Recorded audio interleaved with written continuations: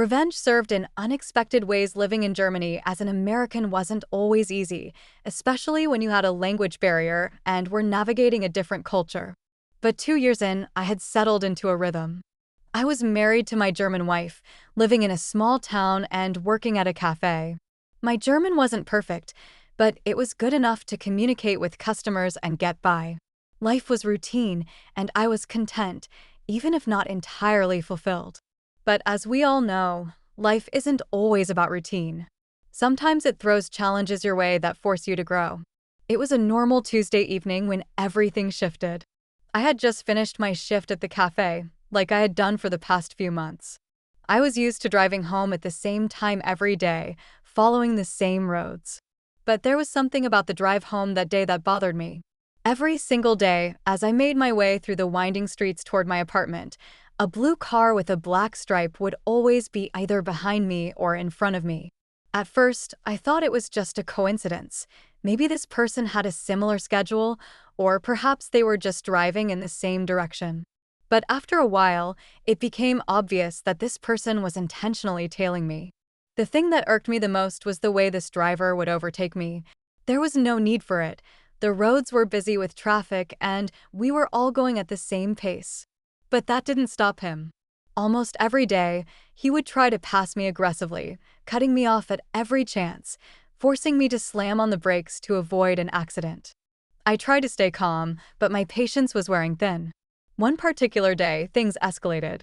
I was driving down a winding road near my apartment when the driver tried to overtake me again, but this time, he did it in a one-lane roundabout. It was a reckless maneuver that nearly caused him to sideswipe my car. My heart was pounding, but I managed to keep my cool, continuing on my way home. But as I neared the final stretch to my apartment, things took a more dangerous turn. There was a man on a bicycle ahead of me, and as I approached the turn, I swerved to the middle of the road to give him space. Just as I did, the blue car tried to pass me once again. I couldn't move further to the right without hitting the cyclist, and if I had, I would have risked injuring him. It was a split-second decision. This time, the driver was forced to bail on his reckless move, but it didn't stop him from following me all the way to my apartment. When I parked and glanced in my rearview mirror, there he was, parked right behind me. He looked angry, and I could feel my blood starting to boil. This wasn't just a case of bad driving anymore. This was personal. I wasn't going to let him intimidate me, but I had to be careful. I grabbed the tire iron from the back of my car, keeping it hidden as I got out. As I approached his car, I tried to stay calm, but the words that came out of his mouth made my blood run cold. "Where are you from, Ausländer?" he spat, using a derogatory term for foreigners. It didn't matter to him that I was a legal resident of Germany, contributing to the community, living here peacefully. All he saw was a foreigner who wasn't supposed to be there. The situation quickly escalated.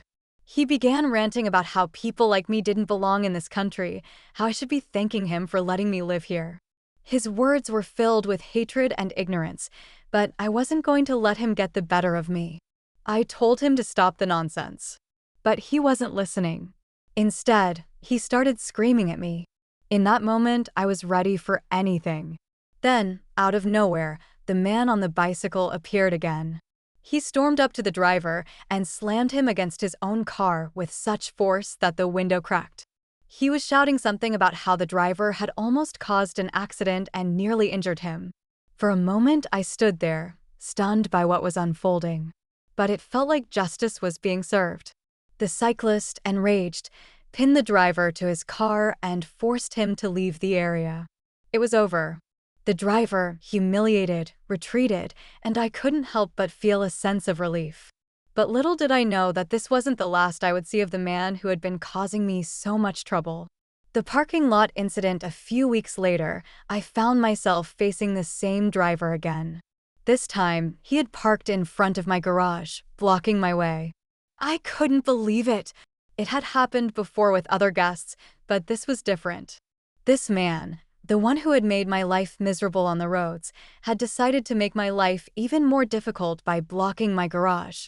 As I was about to call the landlord to get a tow truck, my wife sent a text to our neighbors to see if anyone knew who had parked there. Our building was small, and everyone knew everyone else. It wasn't usual for someone to park there without letting the rest of us know. As I was waiting for a response, I realized the situation was becoming more frustrating by the minute. So, I suggested we head across the street to the cafe and grab a coffee while we waited. My wife was confused, but she agreed. We sat outside the cafe, with a clear view of the parking lot, and as I explained to her the backstory of this guy, the blue car, the aggressive driving, the altercation from a few weeks ago, I noticed the tow truck arriving. My heart lifted. This was it. The man was finally going to get what he deserved. We watched from across the street as the tow truck driver hooked up his car. The guy came running out yelling, but it was too late. His car was already on the truck. He screamed some more, but I couldn't hear everything. What I did hear, though, was the most satisfying sound, the sound of justice. The driver looked across the street, saw me sitting there with my wife, sipping my coffee. I smiled and I waved. He didn't say a word. Instead, he walked back inside, utterly defeated. The next day, his daughter came to my door. She apologized for her father's behavior and told me that it wasn't the first time his anger had gotten him into trouble. I explained the situation, and she was understanding. Later that week, my wife made her cookies as a gesture of goodwill, and we ended up becoming friends with her and her boyfriend. But the best part? The driver had to pay €400 to get his car back from the tow truck. From that day forward, whenever he visited his daughter, he parked his car across the street and never said a word to me. As far as I know, he changed his route home from work, avoiding me at all costs. The boss who tried to take advantage of my experiences with people like that driver reminded me of another time in my life when I had to deal with a situation that wasn't right. Years ago, I worked as a manager at a tech support company. The job was lucrative and gave me a lot of responsibility, but it also came with challenges. One of the biggest issues was an outdated reporting system that required two of my techs to be pulled off their regular work shifts every day just to run this report. This was a huge loss in productivity, and the company was losing out on money because of it. After discussing it with my team, we decided that we could automate the process. I spent a week writing the software on my own time, and it worked perfectly. The new system would allow management to access real-time data without waiting 2 days for the report. My boss, who I'll call Great Boss, agreed that I should be compensated for my time and effort. We made an agreement that I would receive 2 weeks' salary in exchange for the work I had done. It was a fair deal, considering how much money the company was going to save. However, things took a turn when Great Boss was suddenly forced into retirement. My new boss, a man I'll call New Boss, didn't honor the agreement. Instead, he offered me 2 vacation days as compensation, which I turned down. I had worked hard on that system, and I wasn't going to let them take advantage of me.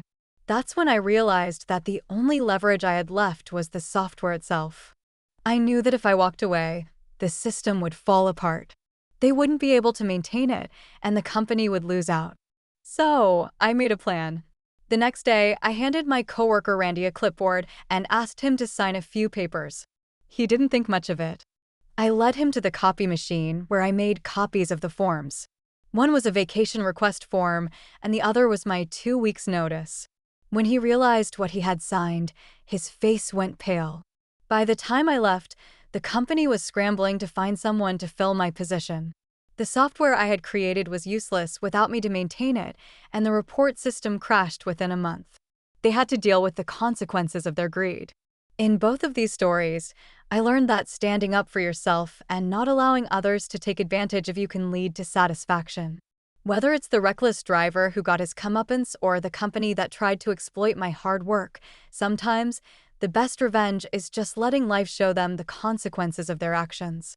As I sat there sipping my coffee, watching the tow truck haul away that blue car with the black stripe, I felt a sense of satisfaction I hadn't expected. I had no idea how much that one moment would stay with me, how much it would mean. All those days of holding back my anger, keeping my cool while that reckless driver made my life miserable, it all came to this moment of quiet victory. It wasn't just about the car being towed, it was about standing up for myself in a world that often seems so unfair. Sometimes, it's not about confronting someone directly or getting into a shouting match. Sometimes, Revenge is just knowing that they'll have to deal with the consequences of their actions, even if they don't see it coming. And then there was the incident with my old job, the one with my former bosses who thought they could take advantage of me. When I handed in my 2 weeks' notice, I couldn't help but feel this sense of relief. It wasn't just about leaving a company that didn't appreciate my work, but about reclaiming my power. In the end, I realized something important. People may try to exploit you, push you down, or take credit for your efforts, but in the end, it's always up to you how much you allow them to take. Sometimes, the best revenge is simply walking away, knowing that you've done your part and that they'll have to face the consequences of their own actions. It wasn't about trying to hurt anyone, it was about protecting myself, finding my voice, and standing firm in my own beliefs. In both cases, I didn't need to escalate things to violence or drama.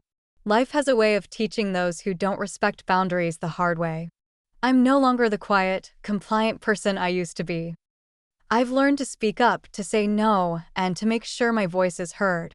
Because in the end, we all deserve to be treated with respect, and if someone's going to treat you like dirt, it's up to you to stand tall and let them know that you're not going to take it anymore.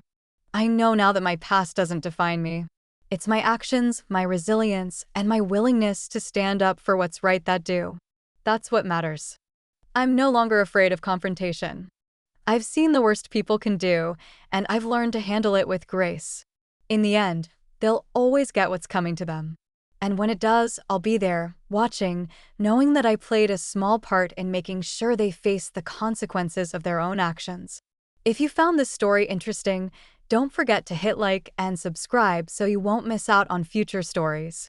And if you have any thoughts or stories you'd like to share, feel free to leave them in the comments below. Thank you once again for joining me today. I look forward to seeing you in the next video.